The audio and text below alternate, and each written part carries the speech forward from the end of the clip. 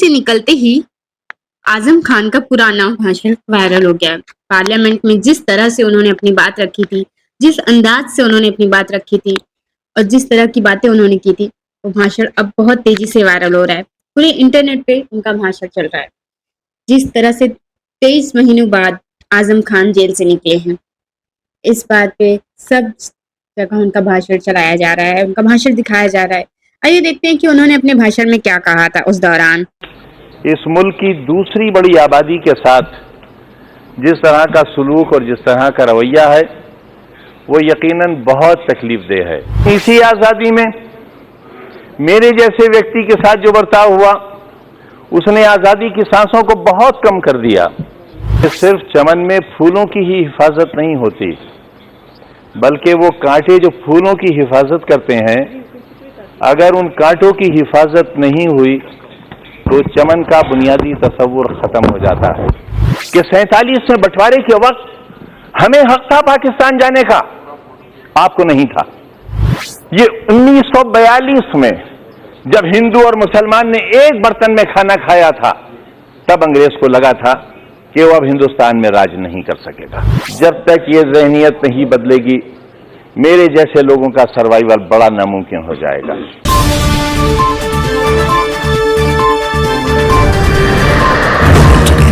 Subscribe करें और bell icon दबाएं, खबर जो करे असर। मैं ये समझता हूं, अगर हम इस माहौल को बदल न सके तो शायद लोकतंत्र का सपना हमारा रास्ते में ही दम तोड़ देगा। मंजिल पे न पहुंचे उसे रास्ता नहीं कहते, और 2-4 कदम चलने को चलना नहीं कहते। मैं महामहिम राष्ट्रपति महोदय के अभिभाषण की मुखालिफत में नहीं खड़ा हुआ हूं, लेकिन मुझे इस बात का अफसोस जरूर है कि जो बुनियादी बातें और बुनियादी सवालों के जवाब होना चाहिए थे, शायद वो जवाब नहीं हैं। हमारे सिस्टम की ये मजबूरी भी है कि राष्ट्रपति महोदय को अपने दिल और अपने दिमाग से कुछ कहना नहीं होता है, सिर्फ पढ़ना होता है। लेकिन चमन के निगहबानों को यकीनन निगहबानी मुबारक हो, लेकिन ये ख्याल रहे, यहाँ जिम्मेदार नहीं है इस वक्त सदन में, लेकिन हो सकता है मेरी आवाज़ या मेरी बात वहाँ तक पहुँचे, कि सिर्फ चमन में फूलों की ही हिफाजत नहीं होती, बल्कि वो कांटे जो फूलों की हिफाजत करते हैं, अगर उन कांटों की हिफाजत नहीं हुई तो चमन का बुनियादी तसव्वुर खत्म हो जाता है। इस मुल्क की दूसरी बड़ी आबादी के साथ जिस तरह का सलूक और जिस तरह का रवैया है, वो यकीनन बहुत तकलीफदेह है। मेरे जैसा व्यक्ति जो एक यूनिवर्सिटी का फाउंडर है, एक ऐसा मेडिकल कॉलेज बनाया है, आप देखेंगे तो राष्ट्रपति भवन शायद अच्छा न लगे, जहां बच्चे पढ़ेंगे, जहां प्रधानमंत्री जी बैठे हैं उस जैसा हो। तकरीबन 500 एकड़ जमीन पर एशिया का लगभग सबसे खूबसूरत विश्वविद्यालय है, और ये मैंने इस तरह बनाया है मान्यवर, हाथ और दामन फैलाकर। मेरे बच्चों के 4 CBSE बोर्ड के स्कूल चलते हैं, 300-350 रुपए की फीस लेता हूं। जिनके माँ बाप नहीं हैं उन्हें मुफ्त पढ़ाता हूं, उन्हें ड्रेस मुफ्त देता हूं, उन्हें किताबें मुफ्त देता हूं। माँ बाप में से एक नहीं है तो 50% कंसेशन है। सड़क पर पत्थर तोड़ने वाला, रिक्शा चलाने वाला, मजदूरी करने वाले का बच्चा और बच्ची पढ़ता है तो मात्र 20 रुपया दिए जाते हैं। लेकिन इसी आज़ादी में मेरे जैसे व्यक्ति के साथ जो बर्ताव हुआ, उसने आज़ादी की सांसों को बहुत कम कर दिया। इसलिए मैं कहना चाहता हूं आपसे कि बार बार 1947 का जिक्र हुआ है, यहाँ आज़ादी के 70 सालों का जिक्र हुआ है। हमारा बहुत विवाद है कांग्रेस से, बहुत नाराजगी है। मुरादाबाद से लेकर अयोध्या तक बहुत से सवालात हैं जिसका जवाब नहीं है उनके पास। लेकिन ये नहीं कहा जा सकता कि सिर्फ विकास का काम इन्हीं 5 वर्षों में हुआ है। विकास बहुतों ने किया है। जब देश आजाद हुआ था तो हमारे पास लकड़ी के पहियों की गाड़ियां थीं, हमारे पास इतने भी हथियार नहीं थे कि 47 के बंटवारे में जो खुरेजी हो रही थी उसे हम रोक सकते हों। बहुत आसान है किसी पर कटाक्ष कर देना, लेकिन सच्चाई की आंखों से भी देखना पड़ेगा मान्यवर।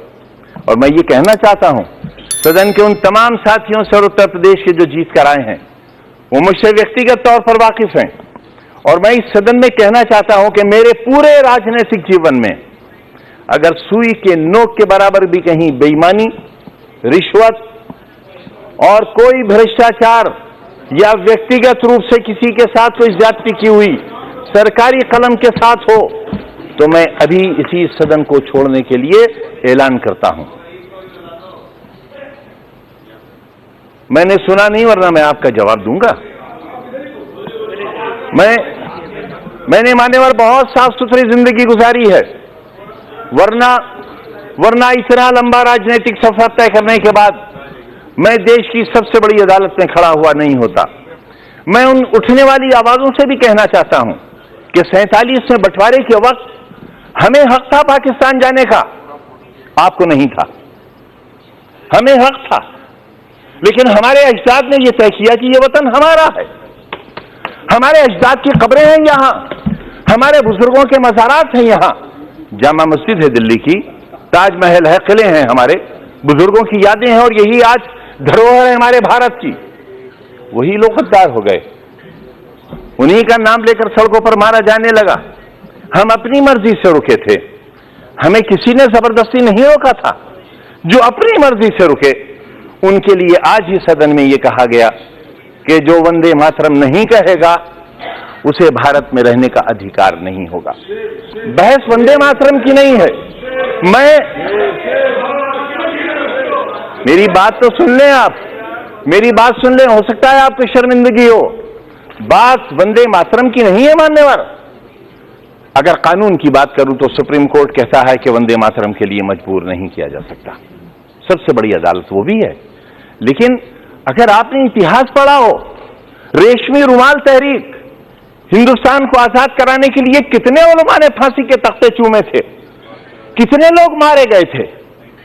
देश में न जाने कितनी मिट्टी की पहाड़ियां वो हैं जिनमें हमारी लाशें आज भी सड़ गई होंगी, लेकिन उनमें दफन है। रेशमी रुमाल तहरीक में अगर आप रेशमी रुमाल की तस्वीर देखेंगे तो उस पर भारत मां की तस्वीर छपी हुई मिलेगी आपको। ये रिश्ते कब थे? ये 1942 में जब हिंदू और मुसलमान ने एक बर्तन में खाना खाया था, तब अंग्रेज को लगा था कि वो अब हिंदुस्तान में राज नहीं कर सकेगा, और 1942 से ही उसने अपना बिस्तर बांधना शुरू कर दिया था, और 1947 में हिंदुस्तान आजाद हो गया था। हम आज भी एक ही मोहल्ले में रहते हैं, एक घर में बैठते हैं, हमें किसी को एक दूसरे से डर नहीं लगता।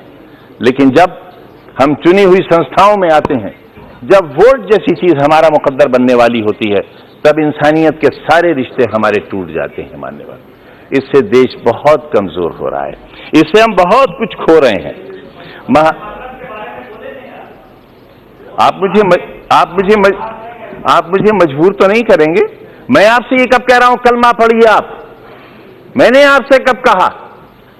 मैंने आपसे कब कहा कि कुरान की आयतें पढ़ी जाएं? यहां ये लोकतंत्र का मंदिर है, ये संविधान का मंदिर है। जो चाहे कहे, अगर मैं कहूं तो आप रोक नहीं सकते, और मैं न कहूं तो आप मुझसे जबरदस्ती नहीं कर सकते। और अगर आप जबरदस्ती कर सकते हैं तो कहिए, आप कहिए कि जबरदस्ती कहना होगा।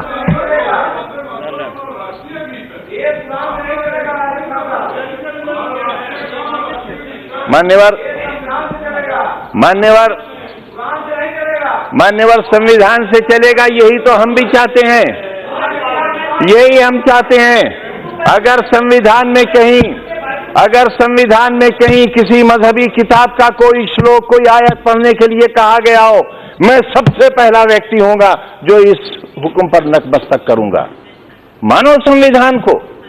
मैं भी यही कह रहा हूं, हमें संविधान को मानना चाहिए, और जो लोग संविधान को नहीं मानेंगे वो देश के साथ अच्छा नहीं करेंगे, क्योंकि ये देश बहरहाल सबका है। पूरा जिस्म हाथों से बना हुआ नहीं है, पूरा जिस्म पैरों से बना हुआ नहीं है। शरीर का एक हिस्सा खत्म कर दिया जाए, इंसान नहीं रह जाएगा। हिंदुस्तान एक बेहतरीन इंसान है, इसे बेहतरीन इंसान बना रहने दिया जाना चाहिए। ये कहना चाहता हूं मान्यवर। प्रधानमंत्री जी को, भारतीय जनता पार्टी को दूसरी सरकार बनाने के लिए बहुत मुबारकबाद, लेकिन ये याद रहे कि जिम्मेदारियों का बहुत बोझ है उनके कंधों पर। जो कहा जाए वो किया जाए, किसी को गलत नाम से, मैं एक छोटा सा व्यक्ति भैंसे भी पालता हूं, प्रधानमंत्री जी को जनसभा में मेरी भैंसों का ख्याल रहा, मेरा ख्याल नहीं रहा मान्यवर। 4-4 साल के मासूम बच्चों को जिलाधिकारी और एडीएम स्कूल के अंदर कान पकड़कर उठा ले, यही है कानून का राज, यही है कानून का राज। ये 3 तलाक की बात नहीं कर रहा हूं मैं, शिक्षा के अधिकार की बात कर रहा हूं।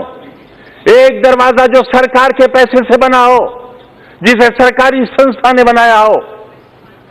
मुंशी प्रेमचंद की जबान थी उर्दू। उर्दू मुसलमानों की जबान नहीं है, मुसलमानों की जबान है अरबी, उनके कुरान की जबान है अरबी। उर्दू मुसलमानों की जबान नहीं, हिंदुस्तानियों की जबान है, इनकलाब जिंदाबाद की जबान है। इस जबान के साथ तासुब। उर्दू गेट बना हुआ है, तोड़ दिया जाएगा। सरकार से बना हुआ, सरकार के पैसे से और सरकार की संस्था से बनाया हुआ दरवाजा गिरा दिया जाएगा, गिरा दिया जाएगा मान्यवर। कैसे कानून का राज चलेगा? मासूमों को कान से पकड़कर उठा दिया जाएगा मान्यवर। कैसे आप शिक्षा देंगे? आप उत्तर प्रदेश में एक ऑर्डिनेंस लाने की तैयारी हो रही है, मुझे कोई परेशानी नहीं है उससे, क्योंकि मेरा गिरेबान साफ है, मेरा दिल साफ है, मेरा दामन साफ है। लेकिन मैं जानना चाहता हूं मान्यवर, संवैधानिक बाध्यता है, हम शिक्षा देंगे, हम रोजगार देंगे। कितना रोजगार दिया, कितना स्वास्थ्य पर ख्याल रखा हमने? बहुत आसान है ये कह देना कि इतना पैसा खर्च कर दिया गया, लेकिन ये बताना पड़ेगा सदन को, नेता सदन को ये बताना पड़ेगा। गोरखपुर में बच्चे क्यों मर गए, इलाज क्यों नहीं हो सका, मुख्यमंत्री के क्षेत्र में क्यों इतनी मौतें हो गई, बिहार में इतनी मौतें क्यों हो गई, कितनी?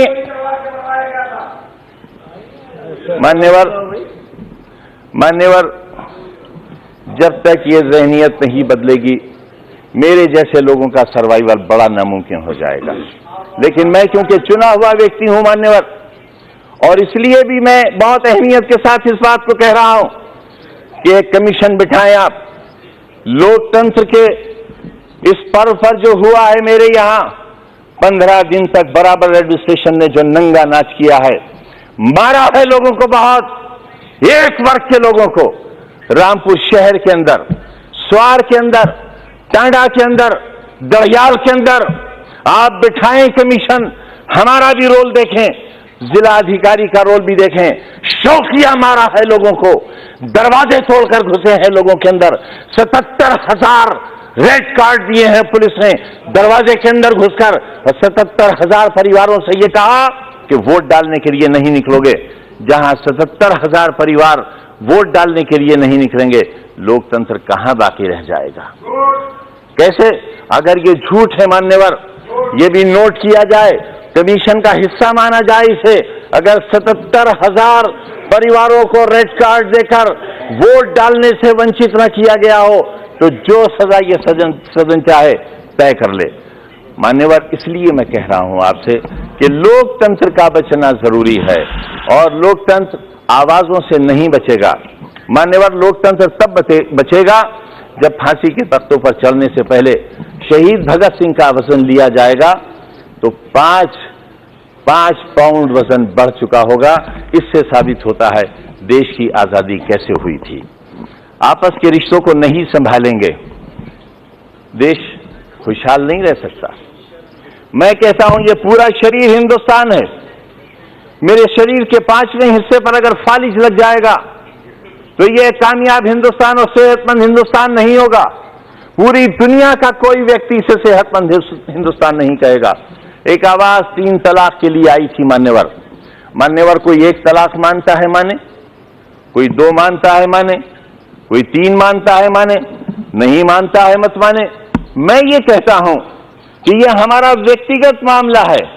इस पर कुरान जो हुक्म देता है, जो कुरान फैसला करता है, जो कुरान राय देता है, उस राय से हटकर कोई बात कबूल नहीं की जाएगी, हरगिज नहीं की जाएगी, हरगिज नहीं मान्यवर।